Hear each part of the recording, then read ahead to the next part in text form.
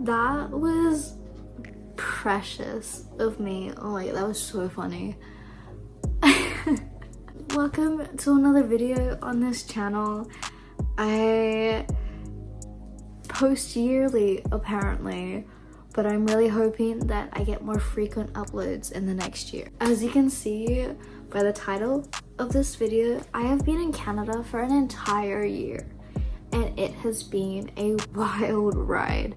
A lot of things that I did that were fun and exciting and new, and a lot of things that were mentally and physically challenging. Like, moving countries is really hard, especially when you're like by yourself, when you're the only person that supports you. And I'm about to tell you all of it. But yeah, let's get started. In the 4 months between booking my flight and my flight itself, I did a lot. Like, I worked 6 to 7 days a week on average with both jobs, going straight from one to the other. And then if I had a morning off or an afternoon off, I spent that time with my friends, with my family, doing things that could have been the last time that I do them, or I do them with these people. So I made the most of everything. Like, I went in with that mentality of, I may never ever be able to do this again, so let's do it now. And I became such an amazing version of myself during that time. Despite the lack of sleep and the lack of hours to myself, I had never felt more alive. I almost didn't want to leave. Like, I was really happy with myself and how things were going. I could have been like burnt out by now if I continued on that route for an entire year. But at the time, I was like, do I really need to go to Canada? Like, my bank account is looking pretty good right now.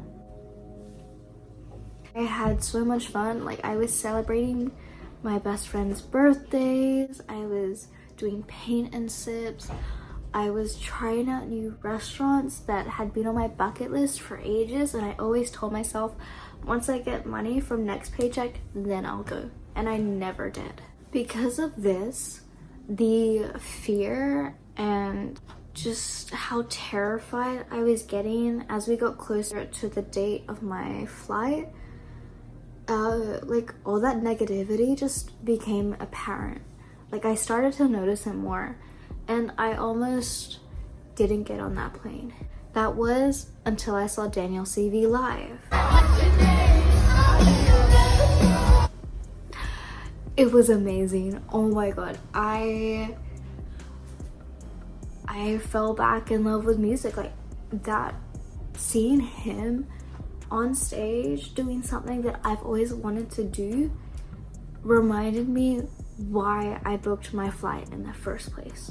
I am here in Canada for one thing, and that is to finally get my music out there and to push myself. There's so much music around here and so many people with so much talent.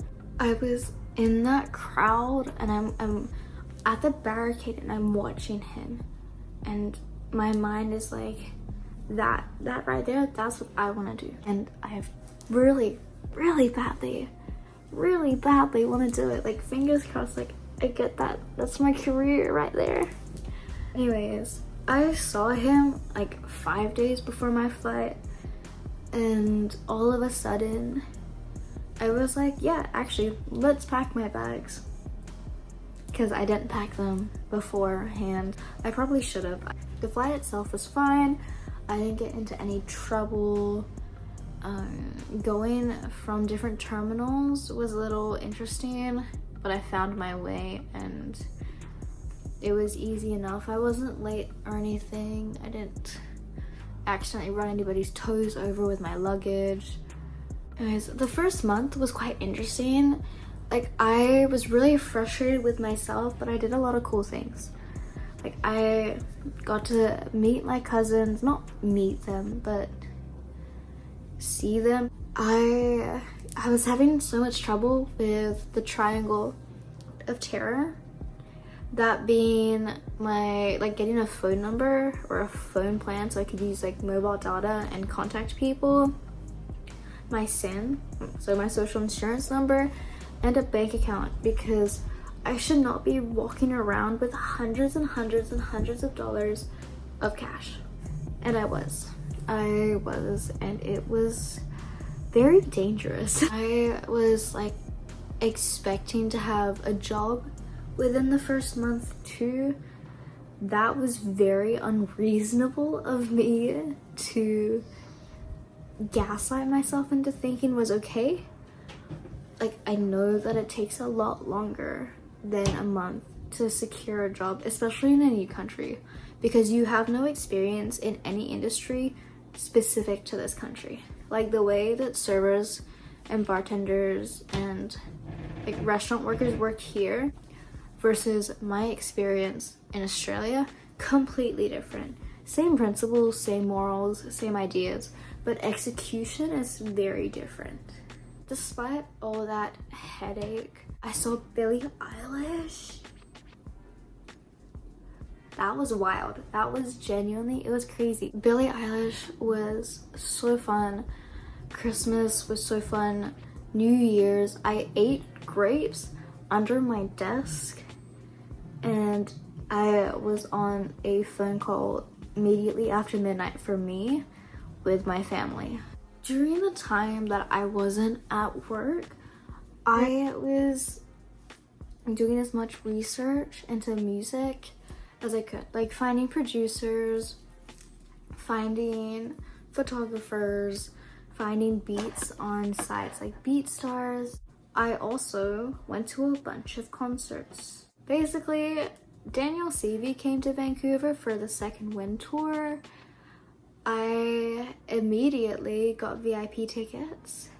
I got to meet him, tell him, hey, I'm from Adelaide. I saw you open for Dean Lewis. You are the reason I didn't back out of moving to Canada. You were my sign from the universe to follow my dreams.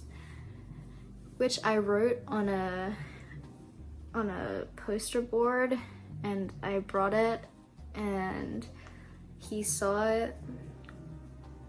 Amazing. I got to hug him twice. So I hugged him when I met him, and I got to talk to him and take photos.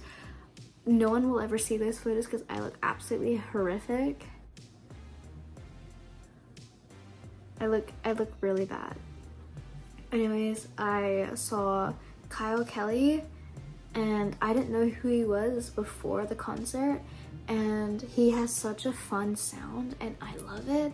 I got to see Somber, and I got to hold his hand as he sang, and that was like he crouched down, and I like waved at him, and he grabbed my hand with his astronomically large arm and like kind of sang to me, which was crazy. I had so much fun. Like, the people I met are so creative. Some of my videos I strung together and it went a little viral on TikTok. What should we do? What do you want to do? Back to Friends by Somber? Dude, that'd be sick! Are you down?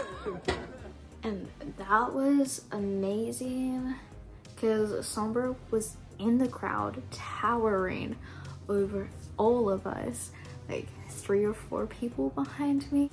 I also flew to Toronto to see Hayden Henderson. This man literally replied to my story where I tagged him. I said, whose concert do I go to? Hayden Henderson, all the way in Toronto. Or James Marriott, who's gonna like be here in October.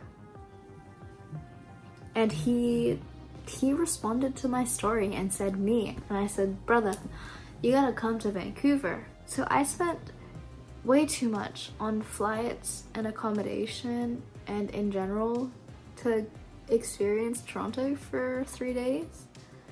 But I had such a fun time. The concert was amazing. Braden Bales was amazing.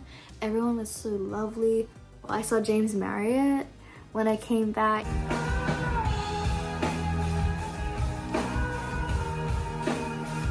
And then I've seen Miko as well.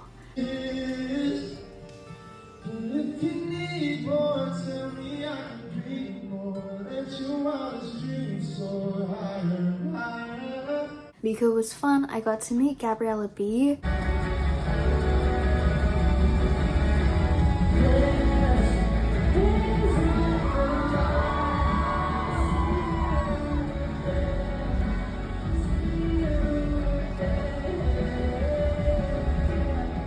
She is such a sweetheart. I don't know how to explain that to you. Like, she is so adorable. Like, I wanted to just stuff her in my pocket and take her home with me. But I'm shorter than she is, and I don't think that would work. Besides all that fun, I was in a slump.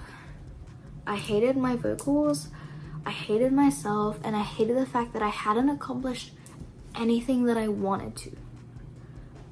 I could not grasp the fact that I didn't have music out. I wasn't posting regularly. I wasn't actively doing things all the time in my spare time. Instead, I was just in my bed depressed as fuck. Like, moving countries is such a big step in general, but people being like, it's all about the experience, yada yada yada, it feels like a participation trophy.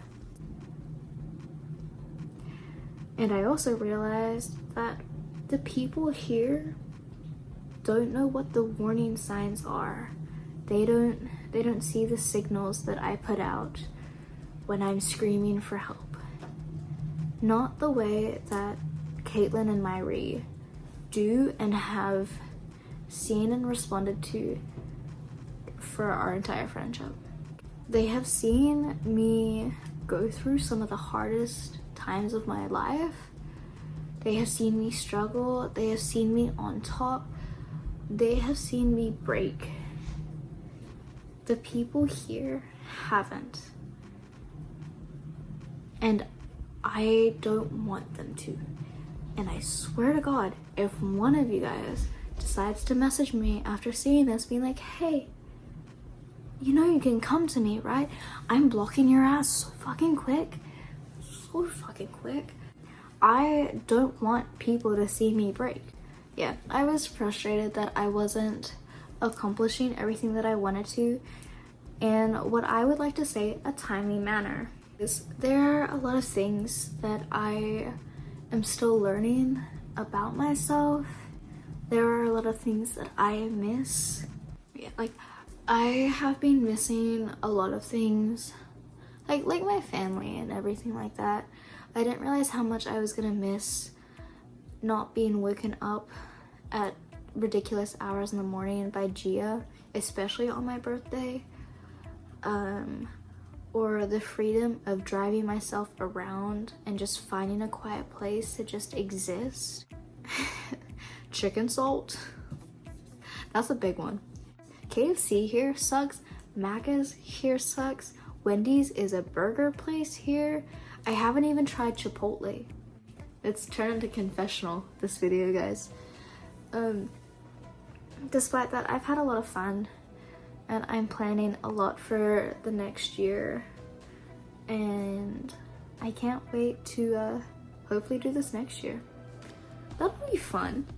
I gotta try and aim for this time next year to do it 2 years in Canada. Let's see how much I didn't do.